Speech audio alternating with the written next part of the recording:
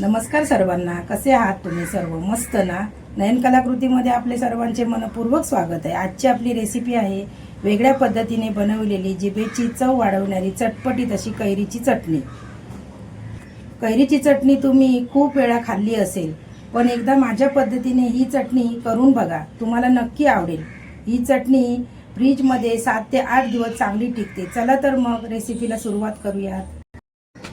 हे पहा, आज मी तुम्हाला वेगळ्या चवीची आणि सोप्या पद्धतीची तुम्हाला कैरीची चटणी करून दाखवणार आहे। त्यासाठी बघा, इथे मी तोतापुरी आंब्याची कैरी घेतलेली आहे, बघू शकता तुम्ही।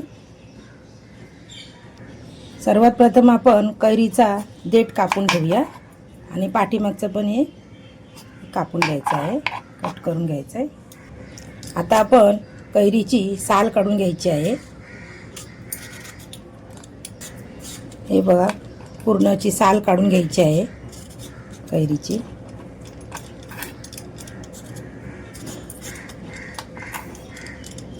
आता आपण कैरी कट करून घ्यायची आहे। आता आपण त्याचे ना छोटे छोटे तुकडे करायचे, कारण आपल्याला ना चटणी करायची आहे, त्यामुळे आपण तुकडे असे मोठे केले तरी चालतील, पण छोटे छोटे करायचे। हे बघा,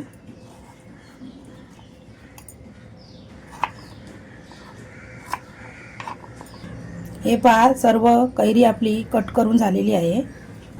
हे पहा, चटणीसाठी अजून तुम्हाला बाकीचं साहित्य दाखवते। बघा, एक वाटी मी इथे ओलं खोबरं घेतलंय, लसणीच्या 7-8 पाकळ्या घेतल्यात, कोथिंबीर घेतली आहे, गूळ घेतलाय आणि जिरं घेतलंय। हे पहा, सर्वात प्रथम आपण हे कैरीचे तुकडे घालूया। आता आपण खोबरं घालून घेऊया। सर्व साहित्य आपण आता मिक्सरच्या भांड्यात घालून घ्यायचं आहे। आता बघा, हिरवी मिरची घालून मी करणार नाही आहे चटणी, त्यामुळे बघा इथे मी लाल तिखट घालून घेते 1 चमचा। कलर येण्यासाठी 1 चमचा मी इथे काश्मीरी तिखट घालत आहे। आता त्यामध्ये बघा, चवीनुसार आपण मीठ घालायचं आहे। आता ही चटणी आपण पाणी न घालता ओबडधोबड अशी वाटून घ्यायची आहे। हे पहा, अशा पद्धतीमध्ये आपण ओबडधोबड अशी वाटून घ्यायची, म्हणजे जास्त अशी बारीक नाही करायची। पाणी घातलात ना तर बारीक होणार आहे। बघा, हे बरोबर आहे। हे पहा, आता आपण या बाउलमध्ये काढून घेऊया ही चटणी। ही पहा, आपली चटणी वाटून तयार झाली, बाउलमध्ये पण मी घातलेली आहे। त्यासाठी बघा, आपल्याला या चटणीला तडका द्यायचा आहे वरून। त्यासाठी इथे बघा तडका पॅन ठेवला आहे, त्यामध्ये मी तेल घालते 2 चमचे। हे पहा, तेल थोडं तापलं की त्यामध्ये आपण मोहरी घालायची आहे। आता बघा, बाहेर जरा घेऊन फोडणी आपण त्यामध्ये हिंग घालायचं, कारण हिंग मग करपून जाईल। आणि इथे बघा 2 लाल मिरच्या घेतल्यात, त्या पण मी घालणार आहे। ही पहा, आता ही फोडणी आपली तयार झालेली आहे। ही फोडणी आपण त्यामध्ये घालायची आहे।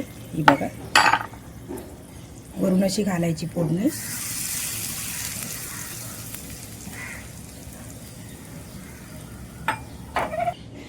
आता आपण थोडी मिक्स करून घेऊया। ही चटणी अशी खालीवर करून घ्यायची आहे, म्हणजे सगळी फोडणी त्या आतपर्यंत जाईल, जेणेकरून अशा प्रकारे बघा, आपली वेगळ्या पद्धतीची कैरीची चटणी तयार झालेली आहे। माझ्या पद्धतीने तुम्ही ही चटणी करून बघा, तुम्हाला नक्की आवडणार आहे। आणि आवडली तर एक लाईक जरूर करा आणि कमेंट्स करून मला सांगायला विसरू नका ही चटणी कशी झाली आहे, ती कैरीची वेगळ्या पद्धतीची। व्हिडिओ आवडला तर एक लाईक करा। अजूनपर्यंत चॅनलला सबस्क्राईब केलं नसेल तर चॅनलला सबस्क्राईब करा। व्हिडिओ संपूर्ण पाहिल्याबद्दल मनापासून धन्यवाद।